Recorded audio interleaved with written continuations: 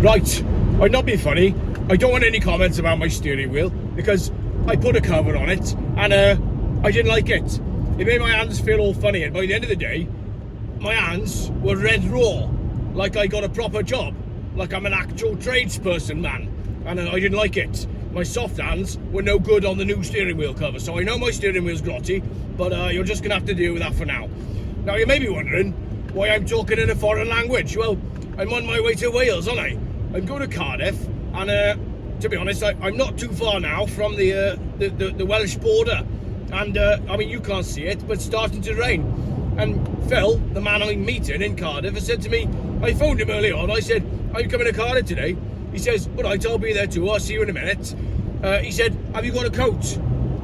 Have you got a coat?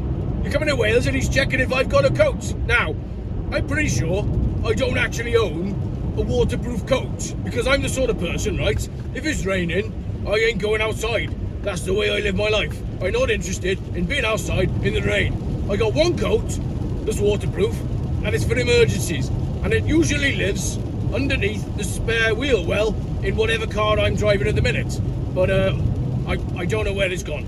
Like my sunglasses that I lost, and all my hats that I've lost as well. So, but you may notice, eagle-eyed viewers will have spotted Chevrolet pickup truck there, see?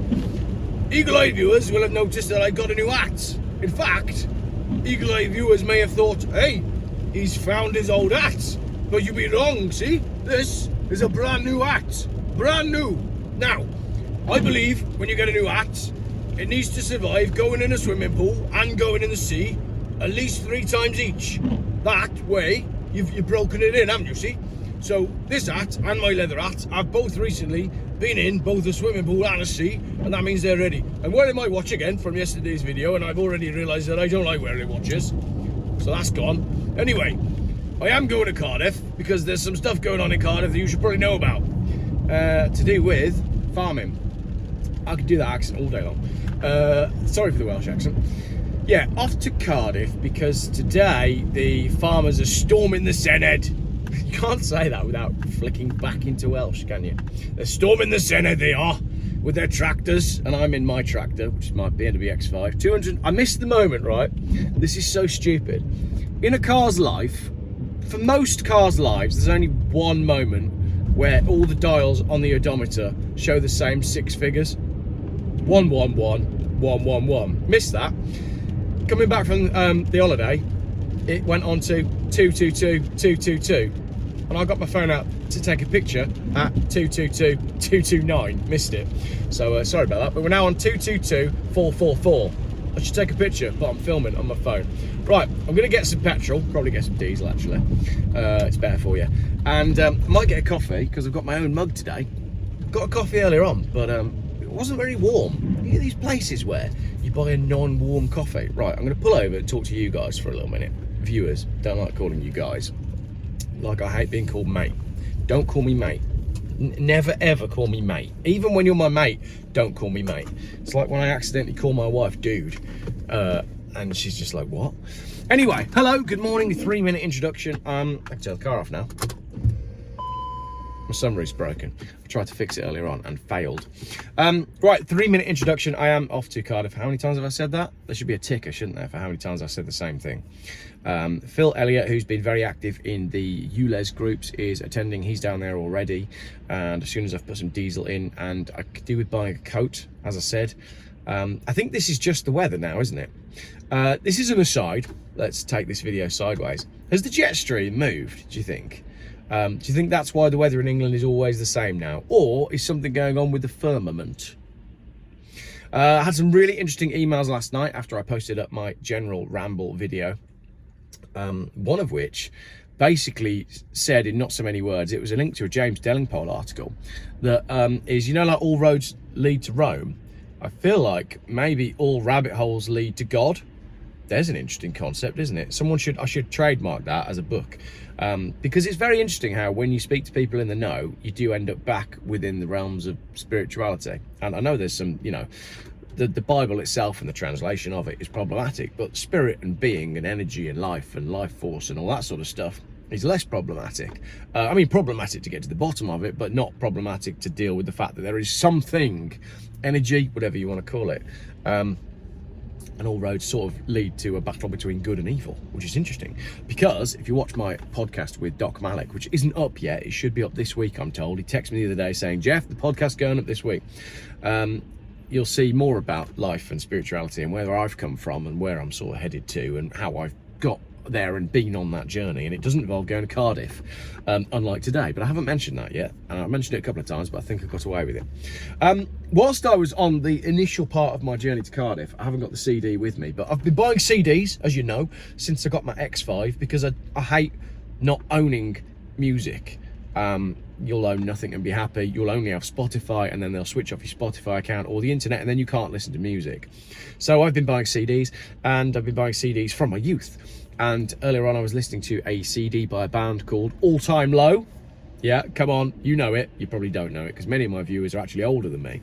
But if you were a depressed teenage emo kid, like I was, who was bullied at school and hated everything about Britain because you thought you were a Californian surfer and therefore only listened to American pop punk from the early 2000s, that was me, you will probably know All Time Low and Mayday Parade and Jimmy Eat World and all of the other, usual suspects. Anyway, I was listening to an All Time Low album called Put Up or Shut Up, which is good advice actually. And one of the lyrics says, I've got four wheels that says I'm not alone tonight, always looking for a joyride through the brightest parts of this town. And I thought, isn't that interesting that when I was in my teens, that's what I was listening to, and I was dreaming of not joyrides as in stealing the car, but I was dreaming of road trips and the open road and big skies and the freedom of four wheels. And isn't it interesting how much that has changed? Because all I'm seeing in many of the Facebook groups is people struggling to get insurance. There was one yesterday I saw that said, hello, can anybody help me? My daughter's recently passed her driving test and the only insurance quote we can get is, it was either £5,000 or she couldn't get insurance. So £5,000, no one's just gonna go, yep, there you go, £5,000. You're going to pay it monthly, and because insurance companies are all scumbags, sorry Ian at Cherished Vehicle Insurance, I like you, but generally insurance companies are scumbags. In fact, Cherished Vehicle Insurance Services, based in Worcester, Ian, my man, is the marketing dude there. Use them. I have a multi-car policy, got my classic cars, got my daily cars, got everything on there, and they're pretty good. So Cherished Vehicle Insurance Company, Cherished Vehicle Insurance Services, tell them Geoff sent you. But probably not if you're 17 and have just passed your test. But seriously, go. If you need a quote for multi-car, that's what I do. That's what you should do.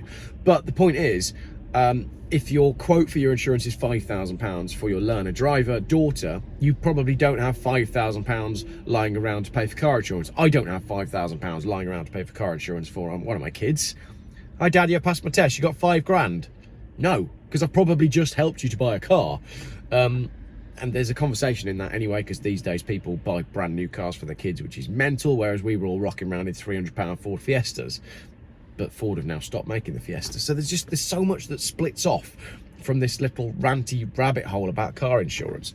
But my point was, £5,000 for your insurance policy, once you've broken it down direct debit pay monthly, they've probably added in interest at 40% or whatever made up percentage they put on car insurance. So your £5,000 car insurance is probably £600 a month. Now, what kind of job is a 17-year-old going to do where they can afford £600 a month for their car, and then there's probably rent unless they're living at home? But if you're living at home at 17, you probably want to contribute to the food bill at your parents' house. So how on earth do young people remember the old joke of the housing ladder, the property ladder? Well, you don't stand a chance. If you've got to save £20,000 for your mortgage, notwithstanding the fact that mortgage rates have gone up, and you're paying £600 a month for your car insurance, plus probably a payment for your car insurance, and then your mobile phone bill as well, it doesn't work, does it? It doesn't work. They're like, that's it. It's the end of traditional capitalism. It's stopped. It's broken now. It's finished. We have a new thing, which I think is called survivalism, which is basically a modern take on the sayings of Jesus, where he said, take no thought for tomorrow. right? Live for each day, take no thought for tomorrow. So there you go. We started with some Welsh comedy. I think it was funny. Was it funny? Let me know if it was funny. We had a Bible study, we went through cars, and we ended up back with a Sunday sermon. Not bad for a rainy Wednesday. Right, I'm going to put some diesel in my car, a coat on my back, and then I'm going to go riot with some farmers. I don't think they're actually rioting today, but I just think they're trying to send a message. I'm not sure we're at the pitchforks and fires stage, but I'm fairly confident that that's coming soon. Like Jesus, when he went into the temple and he turned over the tables of the money changers, and he said, "Not in my house, not in God, not in my Father's house, not in God's house." But if you want me to talk more about that, because there's another. Should we do this story now? If you're watching, I might as well do this story now. Many years ago, I heard about someone was looking for a presenter for a TV show, which I now think was probably some sort of gas monkey. You remember Richard Rawlings did the gas monkey one where he was actually helping out garages, and he'd go into like a failing garage and they'd, you know, put new ramps in and tell them how to do business properly and sort out their website. I'm pretty sure I had a screen test for that show, which I would have been rubbish at, because, you know, I'm not as qualified as those people. But anyway, I had to go all the way down to the London Motor Museum. Do you remember that thing? It was weird.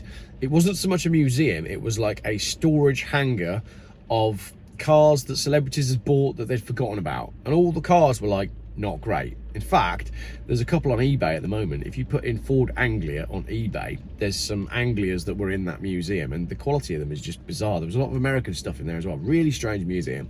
Anyway, I did this screen test and I never heard from the production company, probably because I was rubbish at the time at presenting on video. Ha! The irony that I'm now a YouTuber. But my good friend Funky Phil, who you may remember from some videos last summer, drove me down in my Mazda MX-5, and we both came from a religious background. And whilst we were on our way down to London Motor Museum, we were discussing the story of Jesus, who went into the temple, saw that people were like buying and selling and trading in the temple, and he was like, no, this is God's place, this is a place for spirituality, it's not happening here.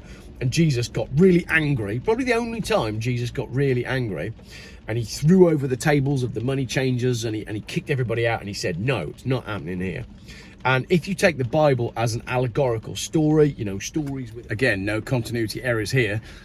Realised my phone was full up, mostly because of my GoPros, like 150 gig of GoPro footage that I've now deleted that I didn't need on my phone. Anyway, if you take the Bible as allegorical stories with a meaning that aren't necessarily about what actually happened, maybe the thing didn't happen, but there's a real meaning in it.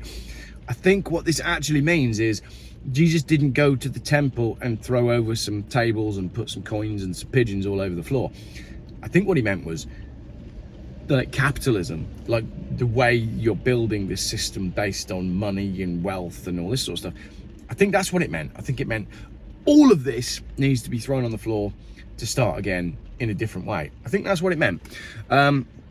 Totally lost my flow there because the video was interrupted by my iPhone storage becoming full.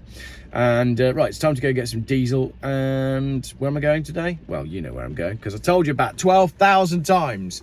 Going to be doing some more video with my funky friend Phil, because he's currently trying to buy a Skoda Octavia, and there's quite an interesting conversation in that. And I was meant to be going to see Richard from Challenge the Road tomorrow, but he's texted me this morning saying the weather's crap and I want to take you out in some cars. So let's not do tomorrow, let's do next week instead. And that's exciting because he's got an Escort Cosworth, and hopefully I'll be able to drive an Escort Cosworth. Right, thanks for that one. Yeah, let me know what you thought of that video. Am I getting better after yesterday's, or was that one worse? Do you like a Sunday school study? Do you like a Sunday sermon? Geoff's Sunday School, don't know whether that's going to become a thing or not. But there we go. Let me know your thoughts. Can you imagine me on Gas Monkey? It would have been a nightmare. All those, like, they're big personalities, aren't they? You got Big Chris, and then particularly on that one where they were doing out garages, the big guy with the big beard. It's like, I feel like I'm a smaller human in many ways than all of those people. But maybe I'm not, and maybe you're not. Who knows? Certainly not me. Right, I'm going to Swansea.